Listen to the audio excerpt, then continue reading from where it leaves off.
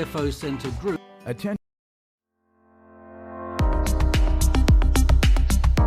Oh yeah. We are starting segment 4. And I believe in the numeric system that we're currently using, this would be episode 16 in today's show. So let me explain that. If you were just joining us, if you've been with me, you know what I'm saying. I believe. I don't think I'm that confusing. If you're just joining us, you're listening to IBGR, the International Business Growth Radio Network. My name is William Eastman. I'm a host for today's show. And I'm doing a whole series, 13 weeks of helping you as a business owner, entrepreneur, how to understand economics, read the economy, so you are multiple moves ahead of the competition. And probably some of the politicians as well. Who knows? Some of the stuff I hear, when I hear politicians talk about economics, I'm like, it's oxymoronic that they would use economics in their name in the same sentence. Okay, because what I'm hearing is like, that crap doesn't work. I mean, you don't have to be a genius to go, every time that's been tried, it doesn't work, and here's the results it produces. But now, we don't do politics on the air, so leave it there. Now, everything revolves around show notes. IBGR.network is our name.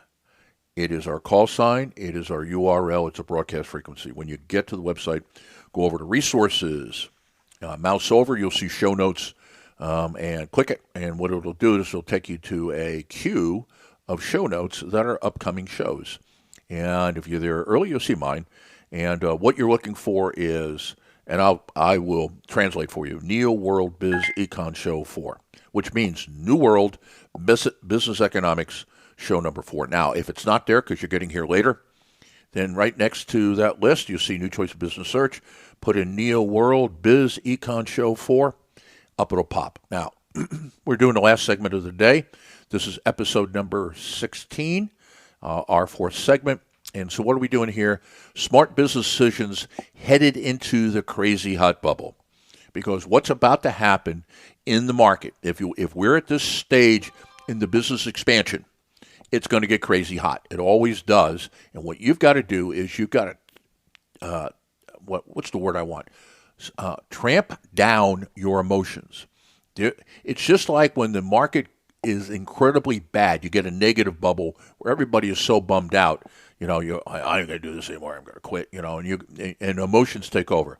This is when you need to keep your rational logic going, because you have an opportunity to make a great deal of money if you make the right moves and you get out in time so you don't get overextended. That's the two things we're considering. Now, next show, I'm going to be talking about that, how to do that, and how to deal with the overextension. All right, so episode 16, smart business decisions headed into the crazy hot bubble. So your move is to meet demand and expand into current markets with the new offer. We talked about in the previous one. What that means is that three things. You got all your base back at the beginning expansion. You went out and took competitor business, whether or not they were weakened or they went out of business. Then you moved into adjacent markets where the offer, the customers, everything was similar. It's just places you hadn't been selling before. And now you have a bigger base of customers. So now this doesn't become a new or adjacent market. It is your market, okay? This is the one that you own. These are customers of yours. Now you come out with a new offer. And the new offer typically is not anything super brand new. It could be because during the contraction you may have built something new, but this is typically some derivative of what you're currently offering. It may be you take it apart and you put it back together differently, but what you're doing is you see the demand that's out there and you're going, they're buying it, we're going to sell it. And we're selling it to people that know us. And this is how you get your foot in the door so that either you become a player in this particular market with this new offer, or you get enough data that after the next contraction, when we come back out, we're going to own the market. You got to play it as it goes, okay? So you're at the beginning of the danger zone. Very soon, demand will exceed supply, driving up prices and bringing new competitors to the market. And again, it's a mantra you hear from me all the time, is price is the thing that markets look at. Ultimately, everything comes down to price. If price is fairly valued and it's going up, we are in the bubble. If everything is overpriced and it's still going up in prices, then we are in the middle or at the end of the bubble. If we're in a situation where things are not fairly valued and they're going down, then we're on the ending part of a contraction. So by looking at prices and what it's doing, it tells you a lot about where the market is. All right, so let me see here. This is your opportunity to improve, upgrade, enhance your offer, and fill in the missing elements. Act fast to gain market share for the new offer, and then shift focus on consolidating this as your new base. All right. Now, this is going to require a little bit of bravery, okay, courage, and prudence, because what I don't want to do is I don't want to get myself overextended. I want to take the risk of coming up with something that I haven't demonstrated I can do, but I have the type of relationships with customers that there are early adopters out there because they're buying it from other people, and I got the relationship, then why shouldn't they be buying it from me? And that's where I want to go. Now, some of the other options you have, which I typically don't talk about here, but this may be a great opportunity if you're a lot further along in the age of your company. This is typically the time when you make a buying decision of buying another company, somebody that makes that offer, or you get into an alliance with them and say, can we white label it? So there's lots of options here. But what I'm telling you is that expansion at the beginning stage is there's a lot of money on the table, and what you want to do is you want to get your fair share of that. Or let me take out fair. Who the hell knows what fair share of that expansion is? Get in and get yours, okay? So let me see here.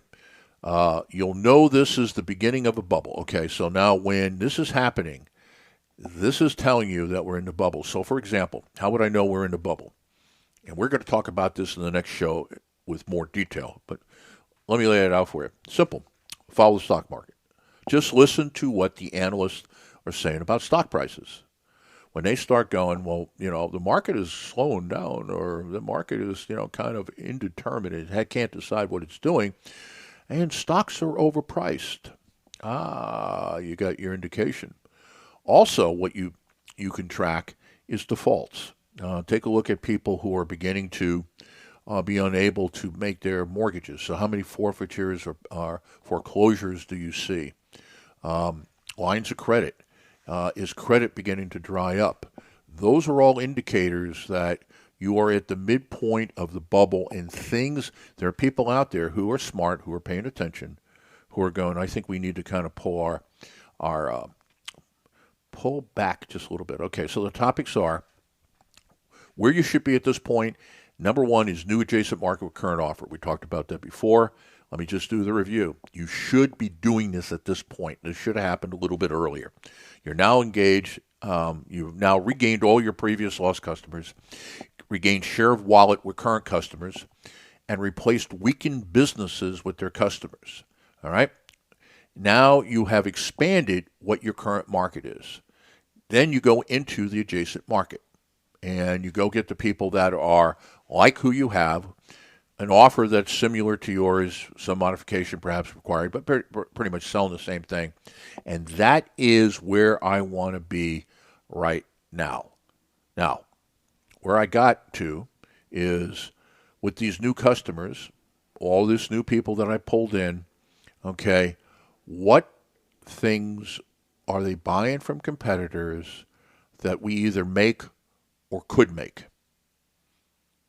What are they buying from competitors in terms of services that they provide that we could provide or we do provide? And this is where I want to now make my expansion. And if you listen to any of my shows that I do about new product development, new product or service development, the big deal here is you co-develop. You always co-develop. You never build anything on spec, because it is really crazy to spend a lot of money on something and then say, well, now we got to sell it. Okay, you should have those early sales wrapped up because you're co-developing with people who are going to buy it. So at least you get your money back for the development time and energy that you put into it. All right, that's just a good, really good best practice there. All right, so also during the contraction is you've also done the same thing. Is that you've looked at it and said, when we come back, here's the things that we need to improve our offer. Here are the holes in our offer. And as we talked about in the previous segment, I'm looking at the width of my offer. In other words, are we selling everything that we could sell? So the width of the offer. Are there things missing out of my product and service mix? And then I'm looking at the depth of the offer, and I'm looking at a particular item.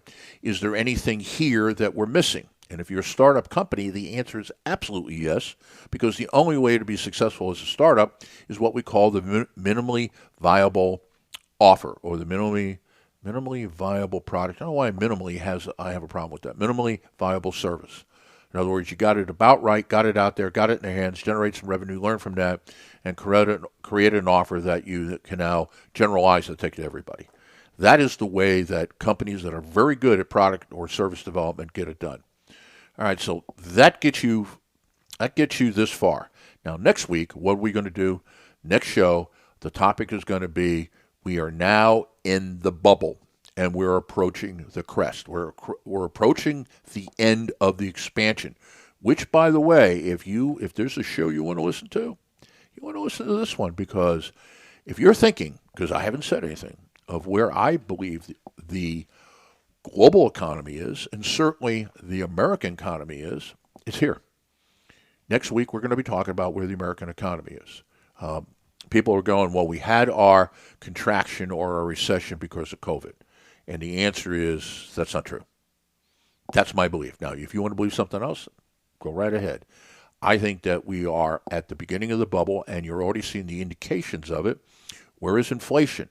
Where is employment? I mean, if you think about the problem in the United States right now, is that we've got 1 million more unfilled jobs than we have people who are unemployed but employable.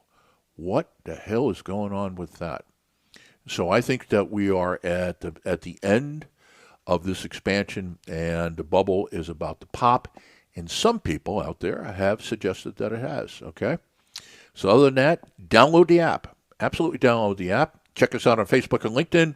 Our handle is the same as our URL without the decimal point, IBGR Network on Facebook, IBGR Network on LinkedIn. This is William Eastman for the family, the team, the staff at IBGR, saying thanks for listening. Don't go anywhere. We've got some great programming coming up. And I can't say that because of this podcast. It won't be true. Other than it was great programming. This series is on economics for business owners. In fact, the title I gave it is New World Business Economics. This is show number 4. And stick with us. This is the best place to be day in and day out if you're looking to be successful in business. Take care.